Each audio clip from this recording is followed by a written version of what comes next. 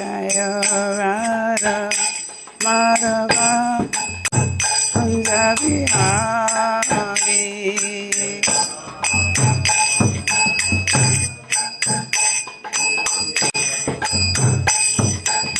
Jaya Radha Madhava Kunja Vihari.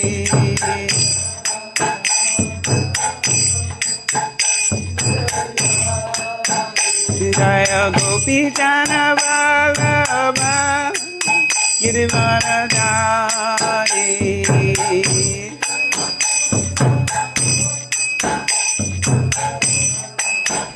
Jaya Gopi Jana Vallabha Girivaradhari.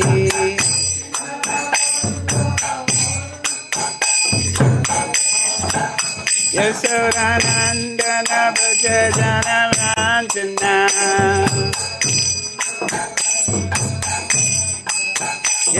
Yasodanandana Bhajana Ranjana. Yamuna Tira Vanachari. Yamuna Tira Vanachari. Jaya Radha Madhava Kunja Vihari.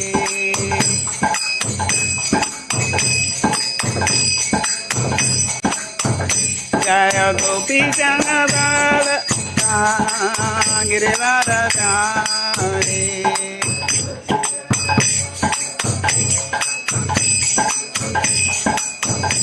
Yasodanandana Bhajana Ranjana.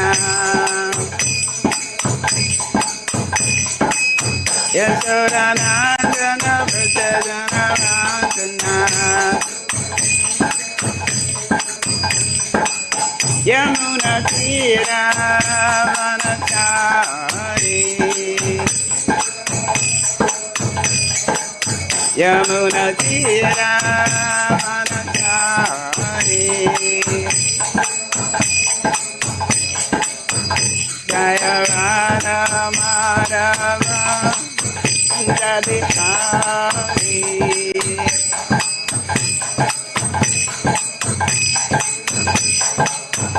Jaya Gopi Jana Vallabha Girivaradhari.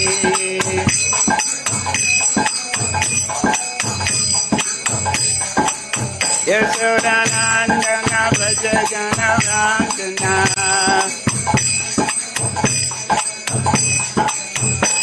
Yasodanandana Bhajana Ranjana.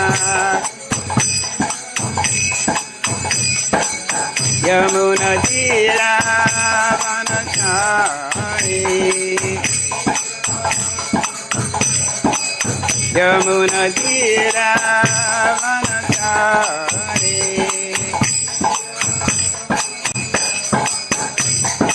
Hare Kṛṣṇa Hare Kṛṣṇa Kṛṣṇa Kṛṣṇa Hare Hare Hare Rama Hare Rama Rama Rama Hare Hare.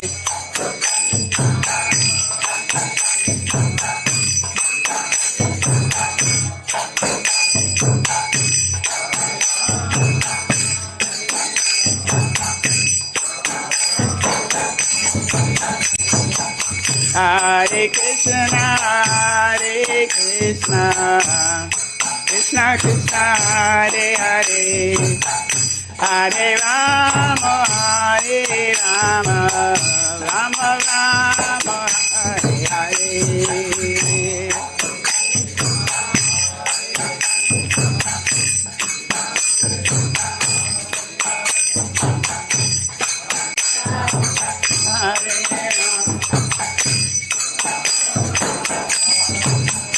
Hare Kṛṣṇa Hare Kṛṣṇa Kṛṣṇa Kṛṣṇa Hare Hare Rama Hare Rama Rama Rama Hare Hare.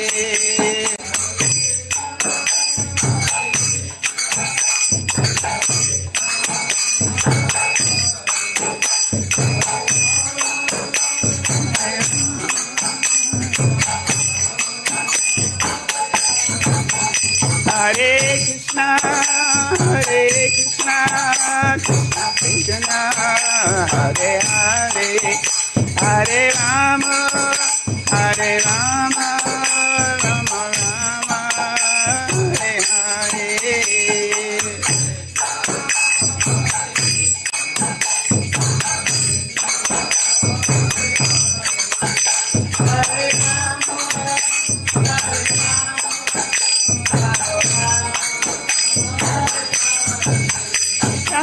Prabhupada, Prabhupada, Prabhupada, Srila Prabhupada.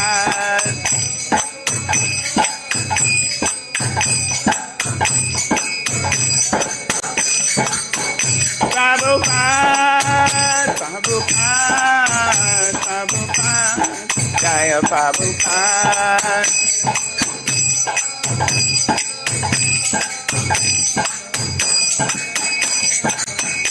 Jaya Jaya Gurudev, Gurudev, Gurudev, Jaya Gurudev.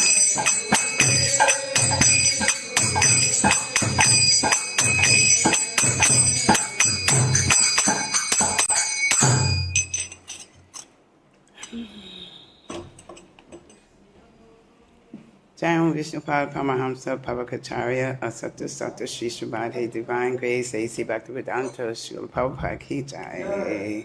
ISKCON BBT Founder Acharya Srila Prabhupada. Jayam Vishnupada Paramahamsa Pavakacharya Asattu Sattva Srimad Bhaktisiddhanta Saraswati Goswami Maharaj Srila Prabhupada Ki Jai. Ananta Koti Vaishnavrinda Ki Jai, Namacharya Srila Haridas Thakur Ki Jai, Brahmā Shri Kṛṣṇa Caitanya, Prabhu Nityananda Shri Advaita Gadadhara Shri Vasari Gaura Bhaktivinoda Ki Jai, Shri Shri Radha Kṛṣṇa Gopa Gopinath Sharma Kund Radha Kund Giri Govardhan Ki Jai, Shri Mayapur Dham Ki Jai, Shri Vrindavan Dham Ki Jai, Ganga Mai Ki Jai, Yamuna Mai Ki Jai, Tulsi Devi Ki Jai, Bhakti Devi Ki Jai, Shri Harinam Sankirtan Ki Jai, Samaveta Bhaktivinoda Ki Jai, Gaura Premanande. All glories to the assembled devotees. All glories to the assembled devotees. All glories to the assembled devotees. All glories to the lotus feet of Sri Sri Guru and Gauranga.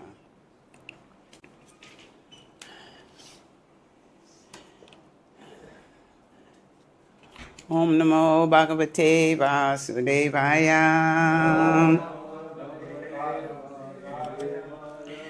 Om Namo Bhagavate Vasudevaya. Om Namo Bhagavate Vasudevaya. So we're reading from Bhagavad Gita as it is, by His very divine grace, A.C. Bhaktivedanta Srila Prabhupada. And we're in chapter 8.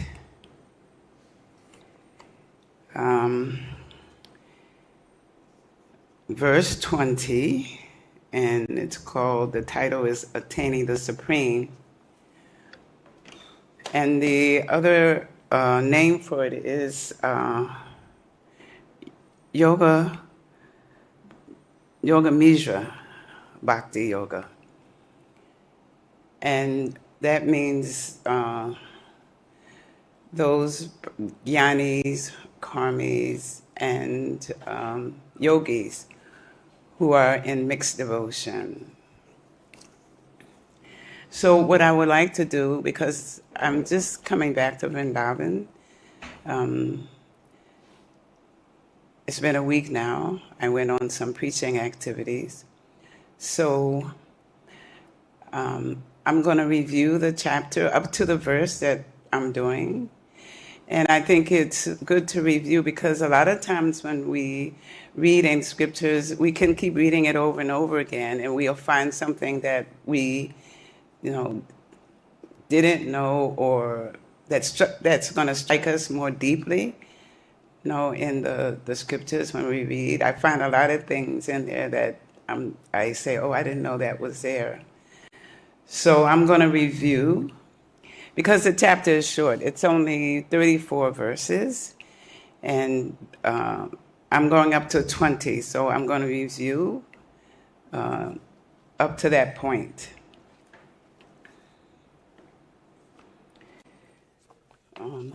So let me just read the verse first.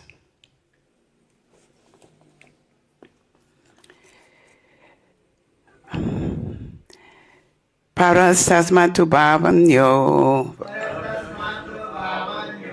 vyakto vyaktāt sanātanaḥ sarveṣu bhūteṣu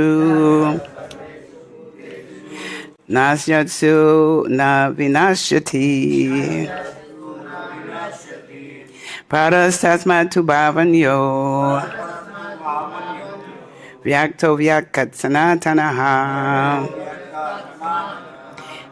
sarveṣu bhūteṣu naśyatsu na vinaśyati paraḥ tasmāt bhāvaḥ vyakto vyaktāt sanātanaḥ sarveṣu bhūteṣu naśyatsu na vinaśyati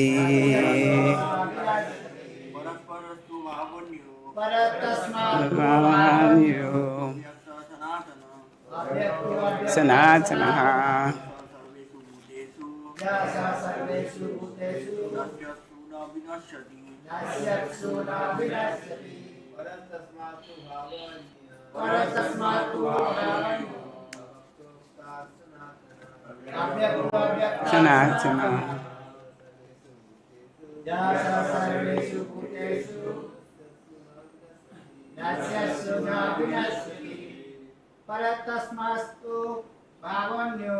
paraḥ tasmāt bhāvaḥ vyakto vyaktāt sanātanaḥ sarveṣu bhūteṣu naśyatsu na vinaśyati paraḥ tasmāt bhāvaḥ vyaktāt sanātanaḥ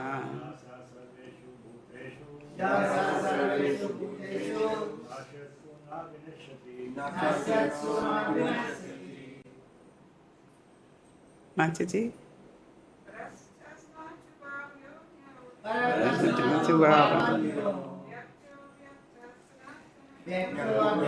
Sanātanaḥ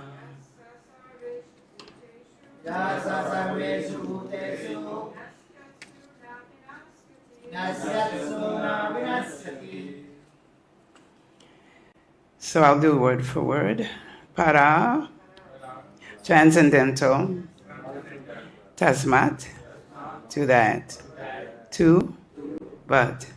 Bhāvaḥ, nature. Anyaḥ, another. Avyaktaḥ, unmanifest. Avyaktāt, to the unmanifest. Sanātanaḥ, eternal. Yasaḥ, that which. Sarveṣu, all. Bhūteṣu, manifestation. Naśyatsu, being annihilated. Na, never. Vinaśyati, is annihilated. Purport, translation and purport by His Divine Grace, A.C. Bhaktivedanta Srila Prabhupada. Yet there's another unmanifest nature, which is eternal and is transcendental to this manifested and unmanifested matter. It is supreme and is never annihilated. When all in this world is annihilated, that part remains as it is. Please repeat. There is another unmanifest nature, which is eternal and is transcendental to this manifested and unmanifested matter. It is supreme and is never annihilated. When all this in this world is annihilated, that part remains as it is. Purport.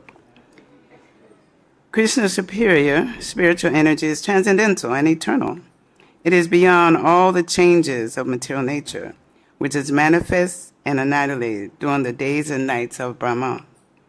Kṛṣṇa's superior energy is completely opposite in quality to material nature. Superior and inferior nature are explained in the 7th chapter. Om Gina Tamaranda Sha Gana Gana Salakaya Takshamle Tamyena Tasmāt Shigadave Namaha Sri Chaitanya Manobi Stam Stapitamyena Bhūtale Swayam Rupa Kadamayam Tatati Swa Padantikam Vandeham Shiguru Shayuta Parakamalam Shigurum Vaisnavam Cha Shri Rupam Sagvajatam Sahagana Ragunatham Vitam Tam Sajivam Savadvaitam Savadutam Paritana Sahitam Kṛṣṇa Saitanya Devam Shri Radha Kṛṣṇa Paran Sahagana Lalita Shri Vishakam Vatam Cha Ye Kṛṣṇa Karuna Sindhu Dina Bandhu Jagapate Gopesha Gopika Kanta Radha Kanta Namostute Tapta Kanchana Gaurangi Radhe Vrindavaneshwari Vishwabhanu Sutta Devi Pranamami Hari Priye Vanta Kapya Surubhyas Cha Kripa Sindhu Bhivacha Patitanam Pavanebhyo Vaishnavyo Namo Namaha Shri Kṛṣṇa Saitanya Prabhu Nityananda Shri Advaita Gadadhara Shri Vasudeva Gaura Bhakta Vrinda Hare Kṛṣṇa Kṛṣṇa Kṛṣṇa Hare Hare Hare Rama, Rama Rama, Hare Hare. Okay, so I was saying before that this title, the other title, is called Yoga Misra Bhakti Yoga. And so it's this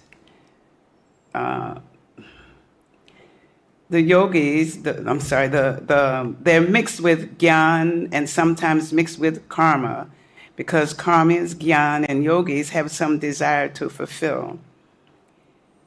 And so karmis desire elevation, they want to go to the heavenly planets.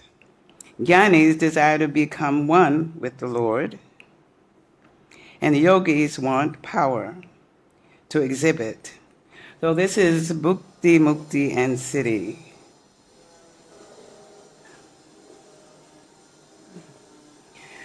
So we know that there are persons who they come to the temple and they ask the Lord for different things. They want a nice wife, they want a good husband, they want a house, they want so many things, you know. So this is, it's called, the name escapes me, karmakanda. It's karmakanda activities. They want something in return from the Lord. And the jnanis, they want to merge in the Brahma Jyoti. And the yogis, they want some siddhis, some powers, some mystic powers. So this chapter is, Kṛṣṇa is explaining to Arjuna this whole chapter is about, he's explaining those type of persons, but he's also talking about pure bhakti. That's the bottom line, actually. What is pure bhakti? So for devotees, they don't want any material desires. All they want to do is to serve the Lord and to please the Lord and become fully immersed in the service, devotional service of the Lord. So, verses 1 through 4, Arjuna is inquiring. He has questions about several forms that were spoken about at the end of chapter 7. So Arjuna is having questions that Kṛṣṇa will answer for him. So I'll just go through these questions and the forms which Kṛṣṇa mentions in the previous chapter. So I remember when I was doing English class, we always have what. Whenever you're writing something, it's always where, what, how, and who. So basically, that's what's in the beginning when Arjuna is asking these questions. First, he's asking about what is Brahmā. And so that is the undestructible, transcendental living entity who's separate from the material nature and separate from the material body, actually. But we know that Lord Kṛṣṇa is Parabrahma. So then he also is asking, what is Adhyatma?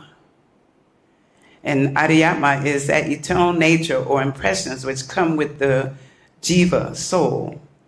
And that determines the type of activities we'll be performing in this new material body that we have. We know that the Lord sanctions our desires. When we have desires in the material world, when we're in the material world, then we have to come back to fulfill those desires. So Kṛṣṇa sanctions that. And so the jiva determines the activities of the jiva. What are the activities? What mode of nature is he in? Which material nature? Goodness, passion, or ignorance. And then there's karma. And these are fruitive activities of the jiva, which awards him another material body. So as long as we have material desires, even if we have just a pinch of material desires, we cannot go back to the spiritual world.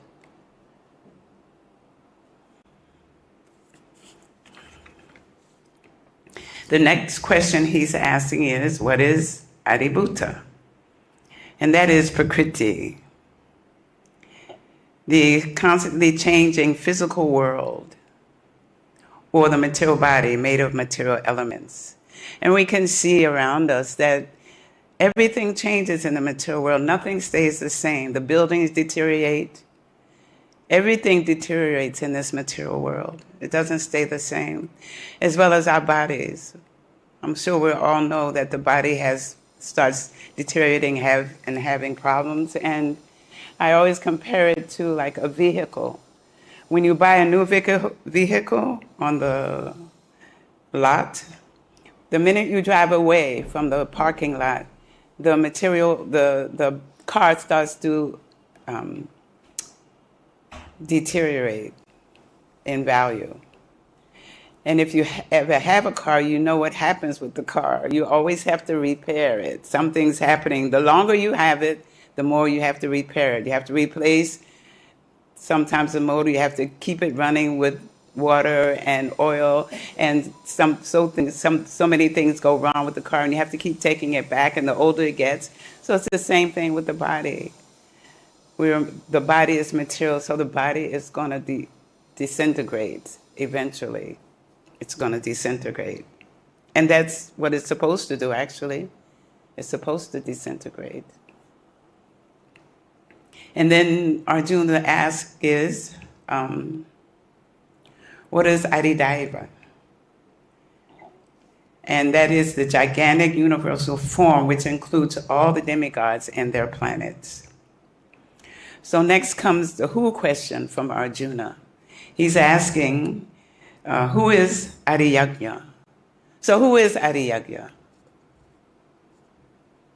Can someone answer? Who is Adiyagya? As we know, we have to make a sacrifice to Lord Vishnu, Kṛṣṇa. He's the enjoyer of the sacrifices. That's Adiyagya. And then he wants to know, how is Adiyagya known in the material body? And we know that Kṛṣṇa is in every living entity's heart. He resides in the heart, and he goes with us wherever we go. He knows everything about us. And in the introduction of the Bhagavad Gita, it is said that Kṛṣṇa follows the psychic movement of every living entity. So he knows everything about us, what we're thinking, what we're feeling, what we're willing. So we just have to be ourselves. We can't be any different because we can't hide anything from Kṛṣṇa. He knows us inside and out because we're part and parcels of him. And then the most important, this is the I would say the crux of this chapter is how to know the Lord at the time of death. And that's one of the questions that Arjuna is asking. How can we know the Lord at the time? That's the main subject matter. And actually, the other ones that I've mentioned, we don't have to remember so much, but we have to remember the jiva and the Lord. Those are the two most important things to remember. They're worthy of remembering. And so that was verses 1 through 4. And in the 3 and 4, Kṛṣṇa is answering these questions of Arjuna. So then in verses 5 through 8, begins the remembrance of Kṛṣṇa at death. So this is familiar to all of us. Antiketa chamam eva smaram mukva kalevaram ya pranti samad bhavan yati naśyatsu yaha. And whoever at the end of his life quits his body remembering me alone at once attains my nature. Of this there's no doubt. So these yogis and jnanis who are meditating in yoga and leaving the body, it's described in the chapter that they're leaving this body, going through certain processes, like bringing their air up to the top of the head or coming out of the sakra. There's a whole description of the type of process they go through in order to leave the body and to try to remember Kṛṣṇa. But this one is, some of them will attain Kṛṣṇa's nature. Maybe they won't reach the spiritual planet. They won't reach Goloka Vrindavan. They go to the other planets, maybe the Vaikuntha planets. If they are, because sometimes they can, because of this process and not having direct devotional service, it may take them a long time to reach that goal. But we know when we do devotional service, it's the direct path to Kṛṣṇa, to Goloka Vrindavan.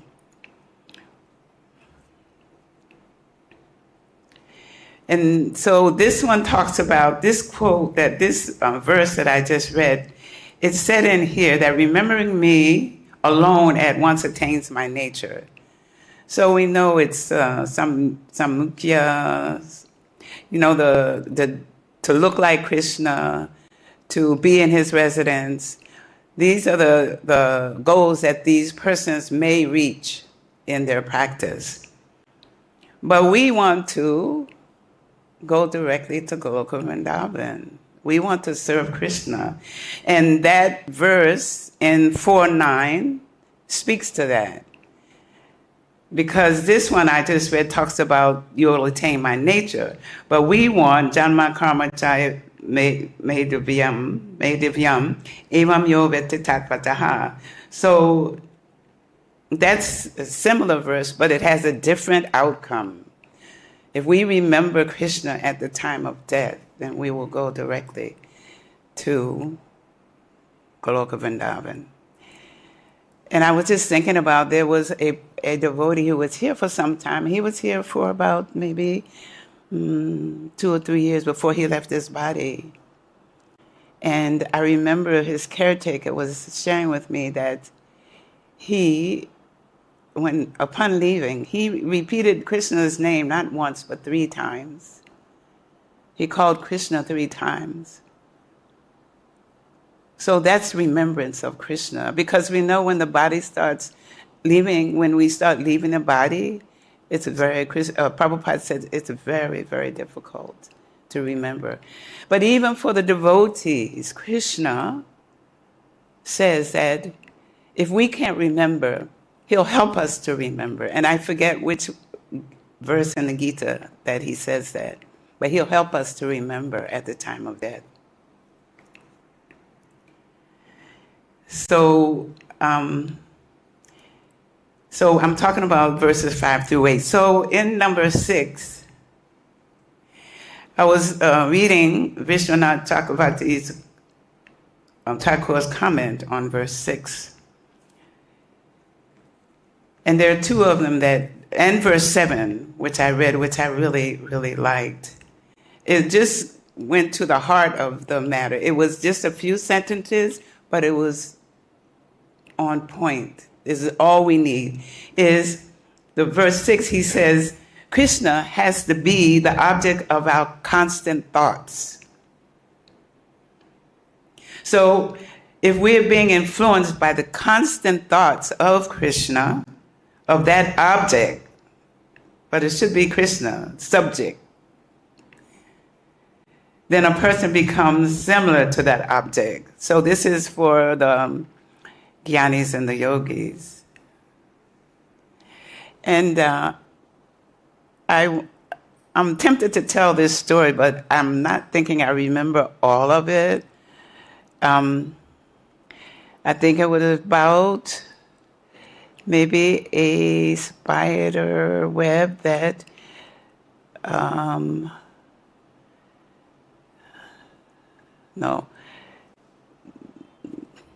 he got caught in a spider web. I won't tell it because I won't be able to tell it right. But if we focus on anything other than Kṛṣṇa at the time of death, even it said if you are attached to, say, the husband is attached to the wife, for instance, and he's leaving his body. If he constantly thinks of the wife, then he'll come back again in a woman's body.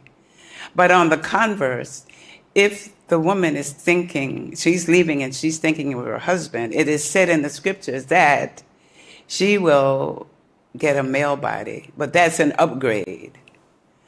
For the male, it's not an upgrade. For the female, it's an upgrade if she goes into a male body.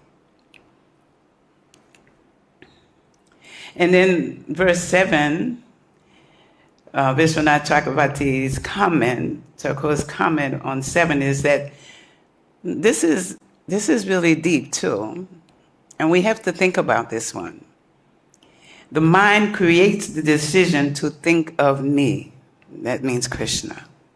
And then the intelligence creates the determination to remain fixed in thinking of me. So I was thinking of Kṛṣṇa. So our total focus, this is the pure devotee. The pure devotee's total focus is only on the Lord. That's all they do. That's their total focus is on.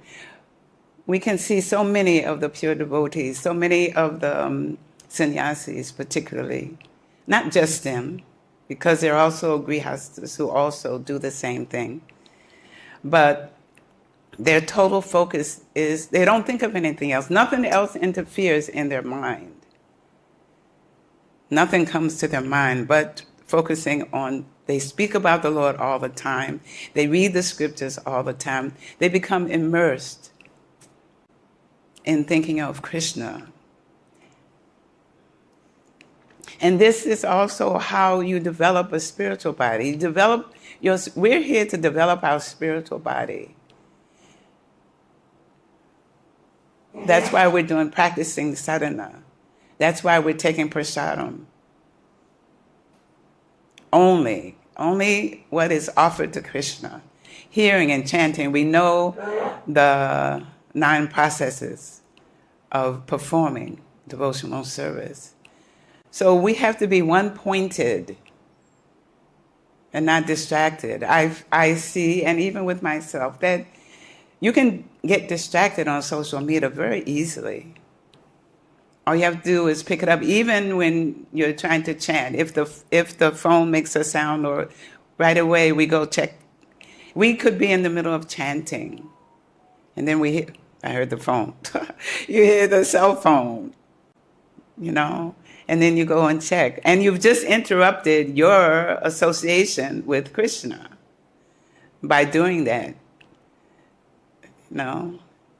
We call that inattentive chanting. I remember one sannyas I know of, he would tell his disciples, if you are picking up your phone and still trying to talk to Kṛṣṇa, he will chastise him about it. He will tell them, you shouldn't do that. I'm not happy with that type of movement. If you're going to chant, take the whole time to chant and put the phone off or put it out of your sight.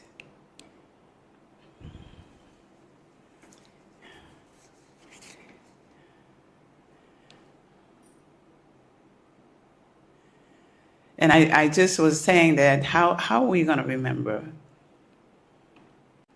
So for the devotees, he comes to remind us. He comes to remind us to, when we're not able to, because so many things are happening in the body when we're leaving the body. And we have to think about that. What is it that I'm thinking of?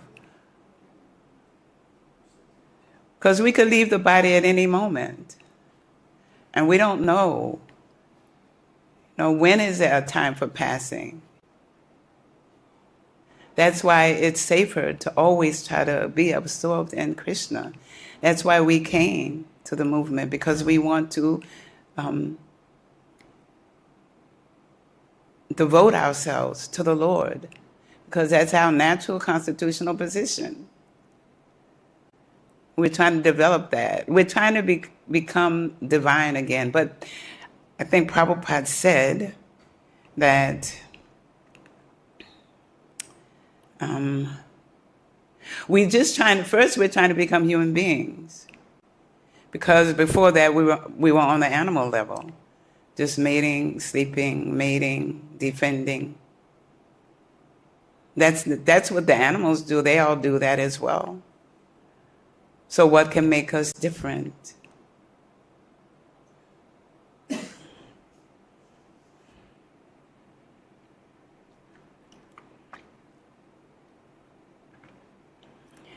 And then in verses 9 through 13, Kṛṣṇa tells Arjuna the different ways of remembering him. And these are for the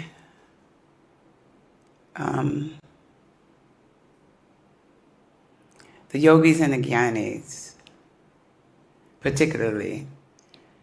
So they should think about, the word is kavim, which means omniscient. They should remember Kṛṣṇa in this way. So, Kṛṣṇa is so kind. He's still giving everyone a chance to return to him, no matter what situation they're in. He's making a way for everyone. Somehow, he wants us to remember him. And then there's, these are just all Sanskrit words, but for them, Puranam, which means think of Kṛṣṇa as beginningless or the oldest. And then Anu Sastritaram. Remember Kṛṣṇa as the controller of everything. And then Anu Aniyasam. He's smaller than the smallest. Actually, I was reading the other day a verse in the Bhagavad Gita. It might have been the Srimad Bhagavatam. This is like really something to think about, right? It's like what size are we? We read it. Can someone tell me what size are we? The size of the soul is? You all know. 1/10,000 part of hair. Yes. So remembering Kṛṣṇa as the smallest of the smallest, even as tiny as we are, that which you described, Kṛṣṇa enters us. He enters us to follow us in our wanderings around the material world. It's described that it's like two birds sitting on a tree. And one bird is eating all the fruits of the tree, thinking he's enjoying. And then on the other side is Kṛṣṇa, who's waiting for that entity to turn around to see him, to acknowledge him. But that bird is so busy thinking he's enjoying these fruits of the tree.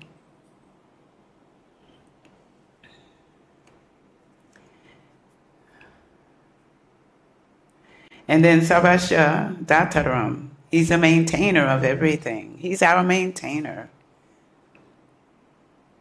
He maintains us. He doesn't send us here to this material world without maintenance. Every living entity who comes into this material world, he provides for them. Everything is here.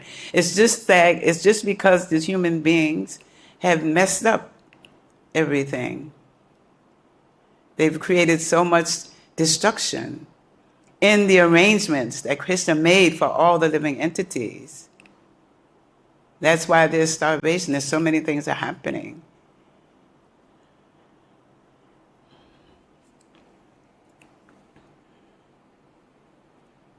Then we have Achinta. He's inconceivable.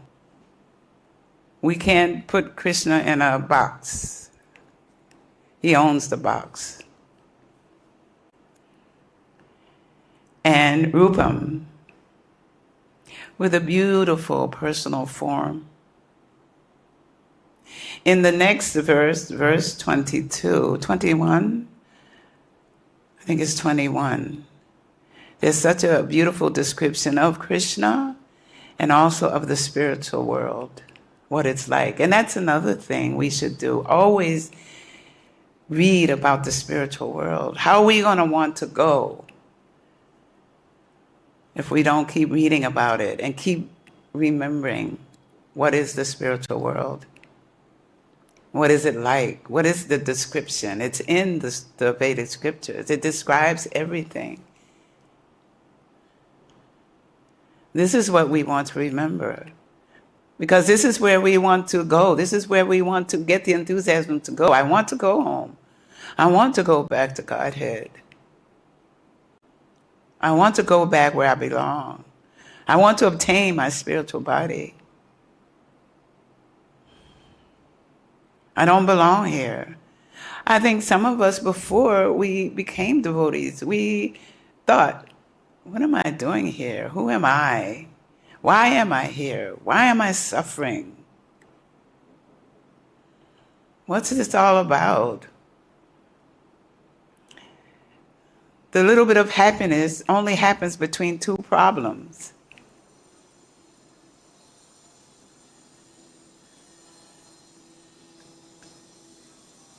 And we only have so much happiness, but we have a lot of distress.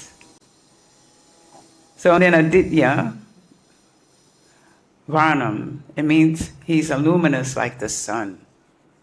Kṛṣṇa is a luminous like the sun. And then the last one is tamasaha parastat, transcendental to the material nature, which is full of ignorance. So and then verses 14 through 16 discusses Kṛṣṇa's, this is the pure bhakti remembrance of Kṛṣṇa. This is kevala bhakti. It's easy to attain by the process that we're going through now. There's no yoga or karma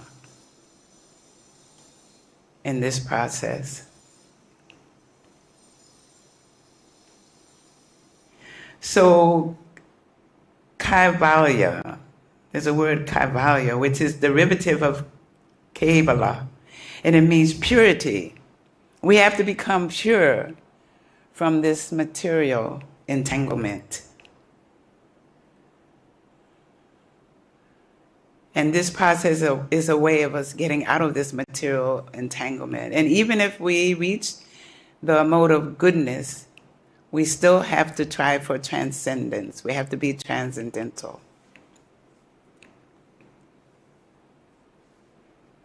And so in reference to text 14, it says in there that there's no rebirth for pure devotees.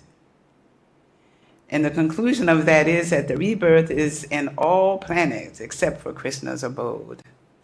So unless we go to Kṛṣṇa's abode directly after practicing, then we just keep coming back here, going around and around, getting a different body, chewing the chewed, doing the same thing over again. Imagine you're coming into a baby's body, and you're suffering in the womb. And then you come out and you start crying. We should be crying when we come out. And you have to start walking and talking all over again and go through the same process. And if we come back, Kali Yuga will have progressed further.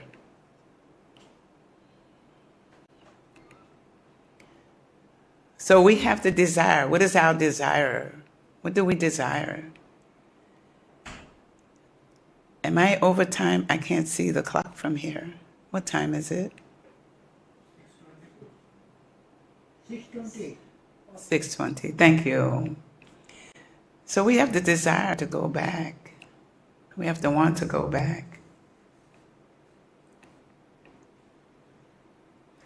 So then from 17 to 22, this is our verse. So in this verse, Kṛṣṇa is contrasting the material and the spiritual worlds, the spiritual world and material worlds.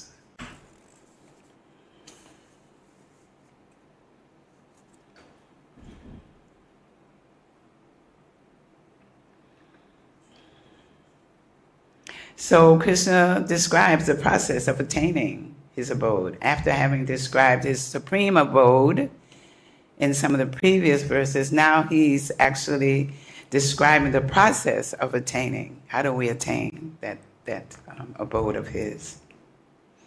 So what we're practicing is we're building on our future existence in the spiritual world.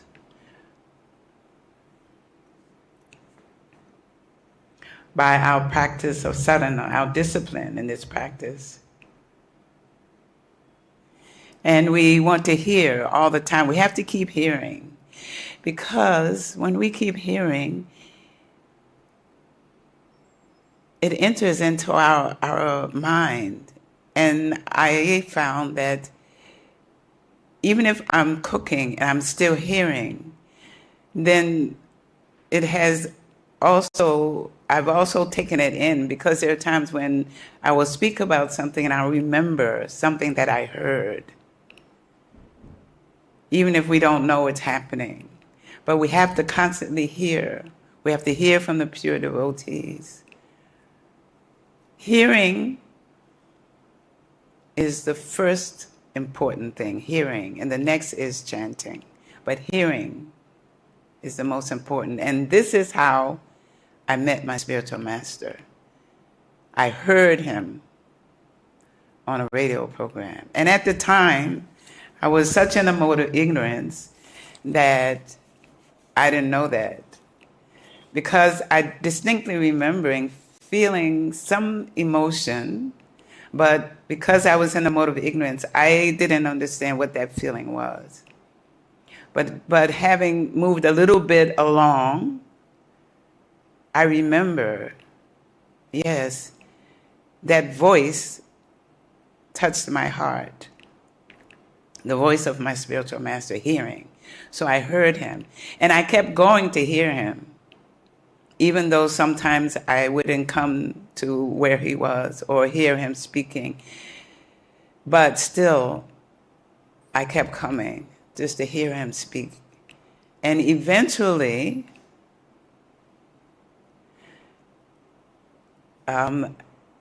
after it took me about 2 to 3 years of just going and coming, and hearing him, even in between. And finally, what I could understand is, and this must have been after I got initiated, because I was still hearing him. And then I began to think, he's saying the same things. So it must mean he wants us to do something, not just be neutral. And that is to perform devotional service, to do something for the Lord, to offer something to the Lord.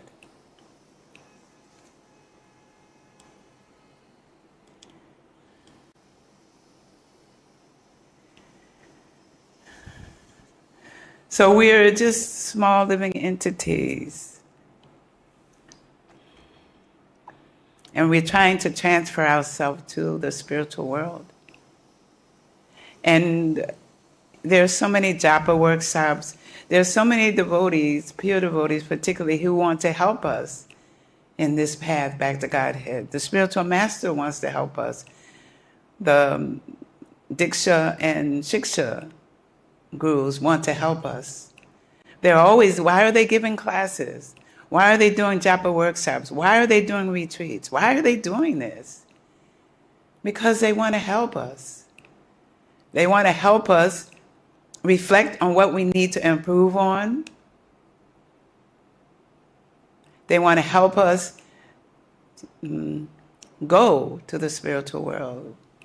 They want to enliven us. They want to give us enthusiasm if we don't have it now because of whatever problems we may be encountering. They want to encourage us to keep in the process. There are so many. I know you all know them. So many of them are helping. And we have to take advantage of that help. We have to hear what they're telling us. How to chant. There's so many books on how to chant. Because we have problems when we're chanting. The mind is not controlled. And they understand it. So they're there to help us. To move past all the anarthas. To help get rid of the anarthas. And they're generous. That's why they become sannyasis. They give themselves to everybody. They expand their world and make themselves available for every living entity who wants to take advantage of what they're offering. And I say that because there's a lot of Prabhupada disciples who are leaving their bodies. And those who are left, we should try to take advantage of their association, take advantage of their advice, ask them questions, because they helped Srila Prabhupada and they helped create this temple that we're taking advantage of.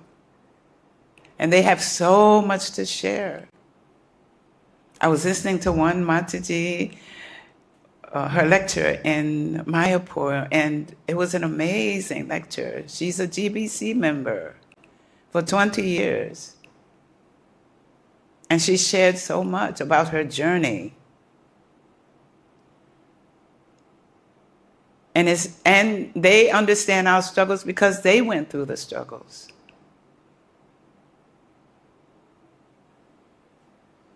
So I'll end here and entertain the questions from any one of you who are here. I thank you very much for your kind attention. But if there are questions,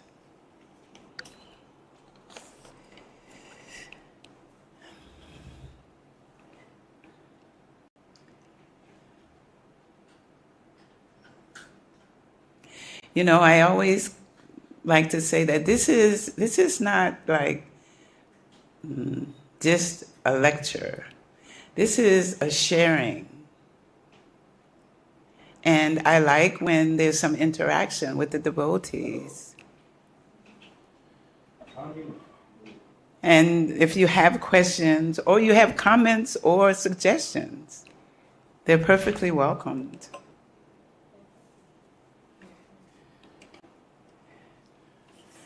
So we all are perfect in our sadhana, in our discipline. Yes? Who has a question? I Oh, please. Oh, Hare Kṛṣṇa. Welcome. I heard they announced this morning that you had come. I would say, oh, she returned. Hare Kṛṣṇa.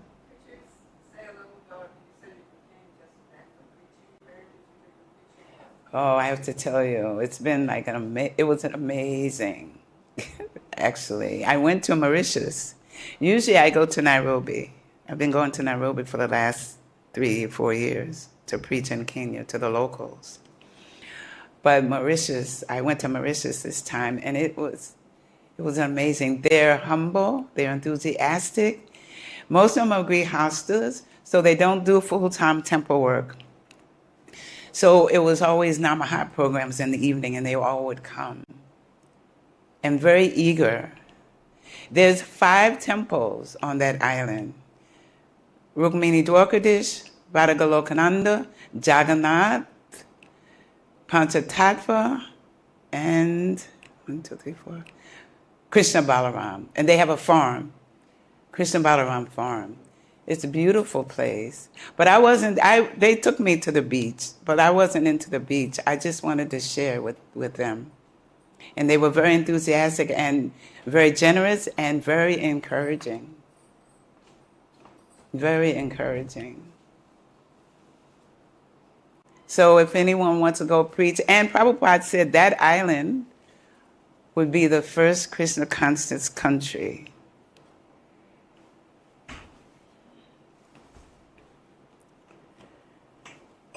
So if anybody's looking for a preaching field, it's open.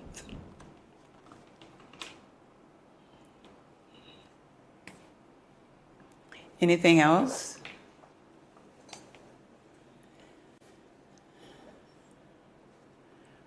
Thank you all very much, devotees.